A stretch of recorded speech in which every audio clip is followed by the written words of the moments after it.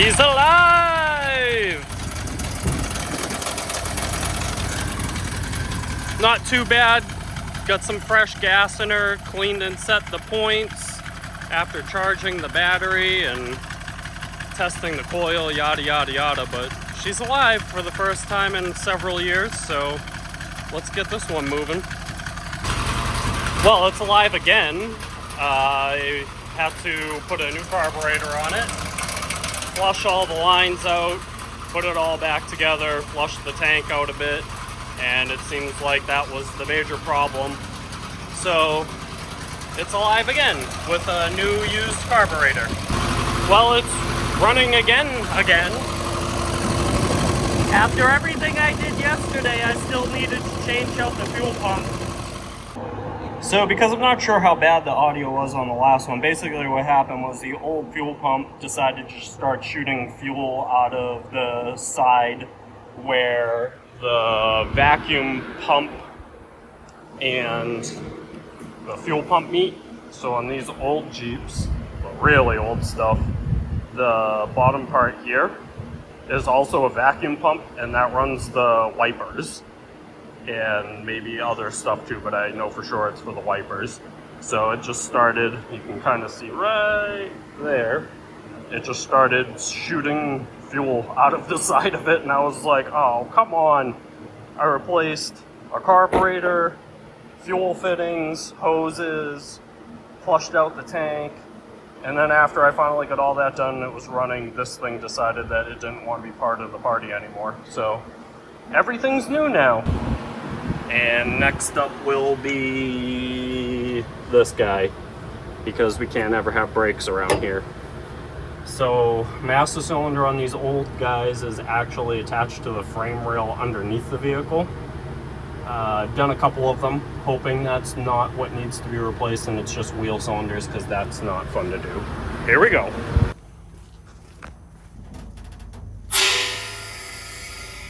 Alright, let's blow this out before we go ahead and open that master cylinder. Let's see what we're dealing with. Oh, well, that's already a bad sign. Let's see what's in there, if anything. Oh, well, I guess I'm gonna be doing a master cylinder. I don't know if y'all know what brake fluid looks like, but it's generally not like thicker than gear oil. Alright.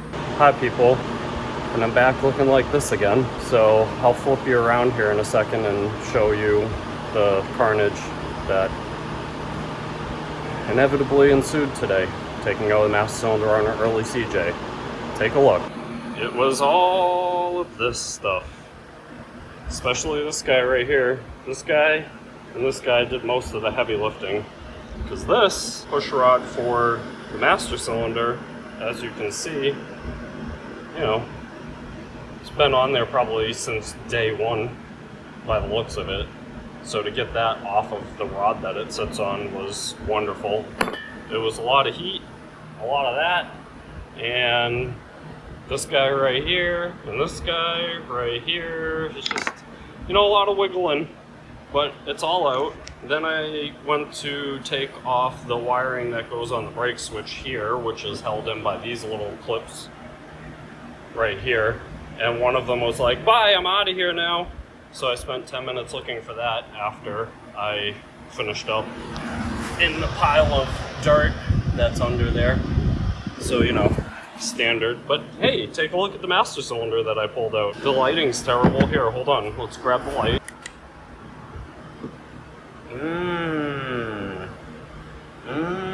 Yummy. Well, you know, it's out now, so let's go ahead and flush out this entire system, probably do wheel cylinders, put it all back together, and then bleed it. Get that flex, bro? It's like a hooker on muscle relaxers.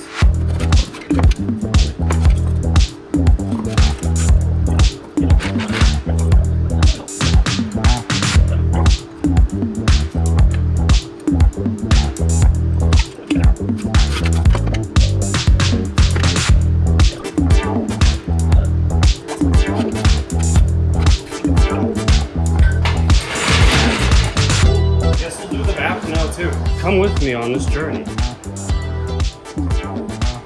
Whoa!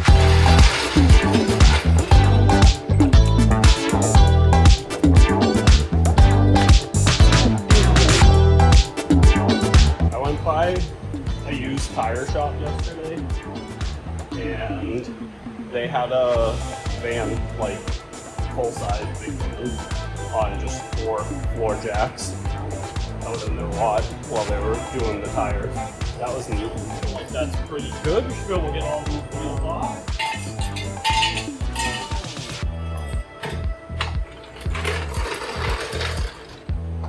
Slip some wheels off. Thing to know on these old vehicles is sometimes they'll actually have a left-handed thread on the lug nuts on the driver's side. And the way you'll know that, I'll show you after, there's an actual L stamped in the wheel stud. So make sure you look out for that, because you only want to do that wrong one time. So, bye!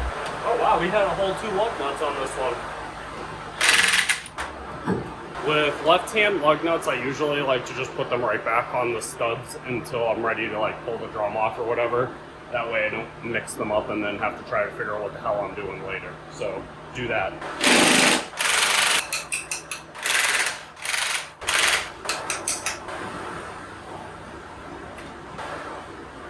Alright, let's go to the other side.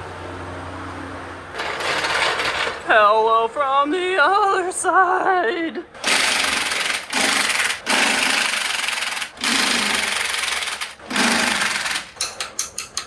Come on, man. Get out of there. Uno más. And yes, I'm using a chromie on an impact. Ow. That was my hand. So what I was just doing, there's these little screws on the drums. Sometimes they're on there super tight. Okay, well luckily these ones aren't, but sometimes they're really seized in there. So I have these pry bar set, or I have a pry bar set that's an impact set. So I'll just usually throw that in the slot and give it a couple whacks just to shock it loose. If that doesn't work, then we resort to fire, which is a lot of the times what happens. It happened on the other side.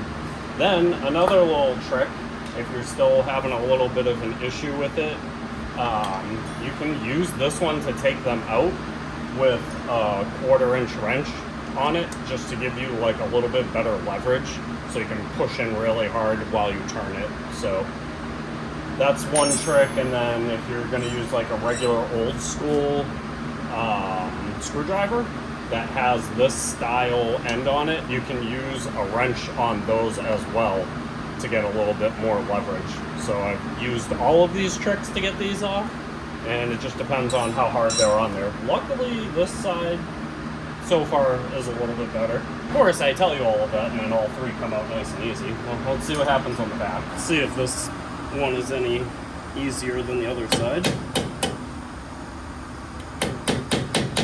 And I know, like, obviously the impact isn't like perfectly in line with the fastener, but it doesn't usually take a ton of shock load to get these loosened up. And I kind of do that with anything that is a flathead or a Phillips head, honestly. It has served me well. I tend not to strip out screws as much as some people do because of that.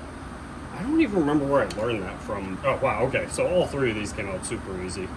But yeah, that's probably one of the best tips that I ever got. Just hammer whatever screw you're working on, especially if you're working on Japanese like motorcycles. Like older Japanese motorcycles have JIS screws in them, and I'm way too cheap to buy the proper set for that, so I usually just make sure I give them a good wrap. And what I'll do a lot of the times too, actually, is I'll take like a bit, like a screwdriver bit. Here, I'll grab them. So like if you have a set like this that has all the different bits in it, I'll grab this guy, and let's say it's a flathead, pop that in there, because then you can get a nice good solid flat shot on it if you have the space. So, you know, just whatever tools you have, try to figure out how to use them to best work with what you're doing. You don't have to go and buy a bunch of specialty tools. Like, I know they make impact screwdrivers, and I've used them and they're really nice. The ones that you literally put on and you whack it and it turns it for you at the same time. But like, I don't use it often enough that I want to spend money on a tool that is literally all that it does, when I use these all the time and I use these all the time. So just, you know, don't feel like you have to spend $1 million on tools. Use what you have, unless you're doing something so frequently that you need the special tool. Okay, that's another public service announcement for today. Let's get back to work. Now, we're gonna remove the drums on these old style CJs. You have to pop this little dust cap off. There's gonna be an axle nut behind that. The whole drum is pressed on, so we have a tool to pull that off. Alright, cool. Actually still greasing that, shockingly. I'm gonna pull a cotter pin. Let's get that guy out of there. Washer. And then put your little arms on. And we're on the driver's side, so lefty tighty. Leave a little slack in these so you can get the tool all set up. See, like, you can get two to go in super easy. It's just that third one was like, no bro, not today. So then, I guess, the way that I usually do it is you just drop this in on the stud, and then it goes in super easy. My brain doesn't work too good. Sometimes I do things right by accident, and then I try a new way, even though the other way had always worked. And I'm like, oh, well, that way it doesn't actually work, but I act like it's gonna work because I want it to, because it seems like it would be quicker to do it that way. And here we are doing it twice. And then you're gonna run down the center, and if it doesn't line up, so see, this one didn't line up quite right, and you can see how these didn't quite hit where they needed to be. Sometimes you just tap these, you run your centering pin down. When you tighten this, it pushes in and it pulls the face of the drum off of the tapered seat on the axle. So the way we do that is this little dude right here. This is the most fun part of the whole thing. So you put this on, and now you just hammer away. Usually just put my hand on the drum here and just give it some raps. It's gonna be really loud. Here we go. And it's gonna make a really good pop when it lets go. Oh, see? It literally sounds like a 22 going off or something. The first time you do it, it's gonna scare the crap out of you. And then every time after that, it's just kind of fun. Okay, Hornet, stay over there. See? This drum just pulls right off, so there's a little woodwork in there too. So make sure you don't lose that guy. So let's get you in there. Oh man, that's really hard to get on a camera. Here, let's go. But anywho, this shaft right here is tapered. In person, you can very much so tell that it's tapered. And then this is just like a little locating key, like woodruff key. So you gotta make sure that that stays in there and in the correct orientation. I usually just don't mess with them. If it's in there, just leave it in there. Sometimes they pop out with the drum though, but these ones didn't. And as you can see, you know, these brakes haven't been doing a whole lot for a long time, and they haven't been apart in a long time. So let's get those done. And I guess we'll pop the fronts off next. Those are a little bit more. We're gonna go ahead and remove the front drums. So to do that, we're gonna pull off the locking hubs, and then there's a few other little bits and bobs in there, because this whole piece will come off and there's bearings in there. So I will walk you through that here as I do it. First thing I gotta do is clean this thing off because it's disgusting. That way I can actually get to these bolts. The other side was much nicer, so that's why I'm filming this side. The other side took me like 5 minutes. But the good news is every single one of the bolts on the locking hub is already loose for some reason. So, you know, I guess somebody was planning on doing brakes on this 14,000 years ago and then just stopped. First thing, we'll take off the perimeter bolts on the hubs, and then there'll be one flathead screw kind of in between two of those bolts. You have to take that off so you can take the face of the hub off, because then there's hardware behind that you also have to take off in order to remove the rest of the spline piece for the hub. Probably wrong terminology, but it's fine. For whatever reason, every one of these I've ever come across, heads of the bolts, really these probably should be like Allen socket head or whatever, because you actually cannot put a socket on them at all. You have to use an open-ended wrench. Everyone is like that, and they're always the correct bolts, so I guess that's just how they work. I mean, I guess it makes sense. It was 1957, so did they even have Allen socket head hardware back then? I have no idea. You don't have to take them all the way out. In fact, I recommend you don't.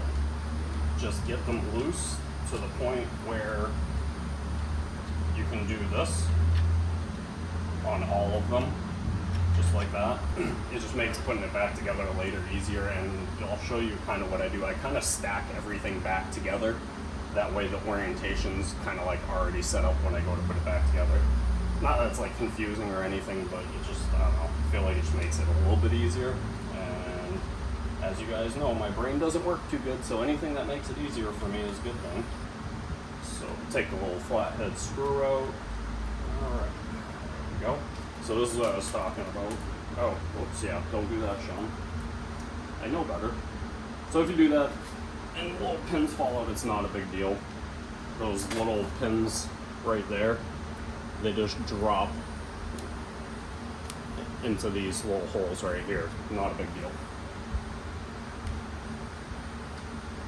Try not to do it though, because now I have to clean all of those later. Not that I probably wouldn't have taken these completely apart and repacked them with grease, because God only knows the last time that was done. One of the problems in Florida is our soil is sand, so when you drop stuff, it's now just sand. Alright, so then the next thing is snap ring. So there's a little tiny snap ring in here. Take your snap ring, hub off, same thing.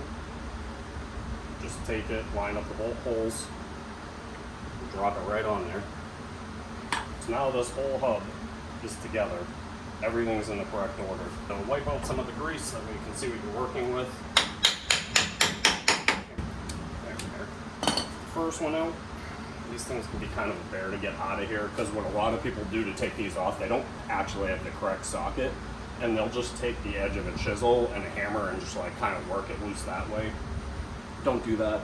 Just buy the socket. It's not expensive. This is one of the times where I will say buy the right tool, because otherwise you're just damaging this nut for no reason, and I'll show you what I mean. This one's actually in really good shape. So this side they didn't really do it as much on, but basically the other side, what had happened was there's all these cuts in the sides of the washer from somebody pounding on it.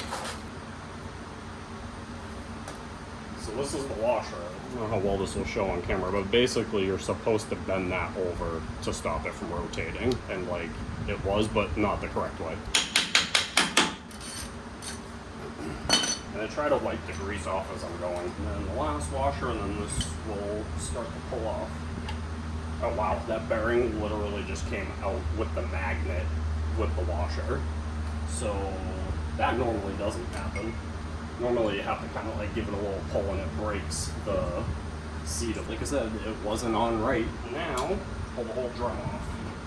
If you have difficulty pulling the drum off at that point, back the shoes off, it just means there's too much tension on them and they're grabbing. It should literally pull off that easy. And then take your bearing so you don't lose it, pop it right back in the hub. That's it. That's all you have to do to get the brakes off of this. All right, so now we're gonna break these brake lines loose. So just a couple of things that I like to do. I always start by hitting it with some sort of penetrating fluid. Then I will usually, after the penetrating fluid's been on it for a little bit, I'll give it just a tiny bit of heat just to break all that rust loose. That way the fitting can actually move freely on the line, because usually where you run into trouble is when you go to take these off, it will move the fitting, but it will actually move the line with the fitting as well. So even after you initially get it to crack loose like it is here, I always like to just work it back and forth, because you're gonna feel when you do that, there's little just bits of crud and stuff that gets in between the line and the fitting throughout the years. And if you just take the little bit of extra time, if it's real crunchy, throw a little bit more penetrant in there, a little bit more heat if you need to. And if you just take your time, most of the time on front lines, I'm able to get these to break free. The other thing, on the back side of the hose, you want to put a wrench on that as well when you're breaking it free. because then you're not trying to move everything all at once, because you'll actually start to move the hose back here as well. It'll actually kind of start to rotate there. So you want to put opposite direction force on that connection. That lets you break it free a little easier. So that's just like a couple of things that I usually do. And then another trick, if even after all of this you're still having a little bit of issue getting this to move freely and the lines wanting to go, on the other side, I had that happen. Take a pair of vice grips or whatever. You're not clamping down super tight on this thing. It's just to hold it in place enough. You can probably even use regular pliers, I guess. I've just always had good luck with these really small vice grips. And you're just gonna very lightly get it to grab that line. I don't even necessarily clamp it down all the way. I just put pressure on it where I can feel it grab really good, and then start to work it. And same thing like before, you're breaking all that crud free, and you'll feel it get easier and easier and easier until you get the line to break free. So now I'm gonna try to get the bottom one here on camera, just in case we do run into any of that. That way you know what I'm doing as I do it, so I don't necessarily have to explain it all again. And I usually like to start with a line wrench to break them free. If you don't have one, that's fine. It just gives you a better shot of not rounding off the fitting. And if you feel like you're gonna round off the fitting, stop, reassess what you're doing. And then the only other thing, I like to take the bleeder out before I remove the wheel cylinder. It just kind of gives you a little bit more access to everything, because on the old drum brakes, that bottom line can be kind of a pain to get to with the bleeder fitting in the way. And this doesn't have any fluid in it, so it's really not an issue. If you have a system that's full of fluid, obviously you're probably not going to want to do that. If you're redoing literally everything like I'm going to, lines, hoses, pretty much everything, just go ahead and remove the bleeder, get it out of your way, and make yourself a little bit more room in here. Because man, with these little tiny curly Q lines that they put in here, it really limits the room on a front drum brake. Sometimes taking a little bit of extra time saves you a lot of headache. I've already hit this with penetrant and a little bit of heat earlier, so we'll see what happens. All right, well, of course this one was super easy compared to the other side. For whatever reason, the other side of this Jeep just seemed to have gotten all the buildup of rust and stuff on it. This side seems to have had a lot more oil leaks. Work that back and forth like I said before. Sorry you probably didn't get to see any of that because my big old dome was in the way, but it broke free nice and easy with the line wrench, and I don't even feel any crud on this one, so we're good. And then I will get the 2 bolts that are on the back of the wheel cylinder back here out, and I'll pull the wheel cylinders out. The shoes actually look good on this. All the hardware looks good on this, so I'm just gonna clean everything up really good and put new hydraulics on it, because that's pretty much what needs to be done on this one. This one, it keeps feeling like it's finger tight, and then it's like, no, I'm not. Free. Let's get that out of there. Come on, baby. We're so close. There we go. Really short, thankfully. Well, let's pop that wheel cylinder out. Because I'm not replacing all of the hardware and everything in here, I'm literally just going to come back here with my pry bar and just pull this away from the shoes. There's no reason to take all of this apart right now. Just so y'all don't think everything goes too easily for me, both back lines did that. Like, there was no shot I was getting those not to twist, and these lines look pretty compromised anyway, so I was gonna replace them. So I just spun those off. The end result, taking out the rear wheel cylinders, you know, it's fine. Sometimes that happens. Don't be mad about it. And especially on the back, it's not even a big deal because the over axle lines are so easy to bend anyways. All right, just, you know, stuff's gonna happen. Don't get mad about it.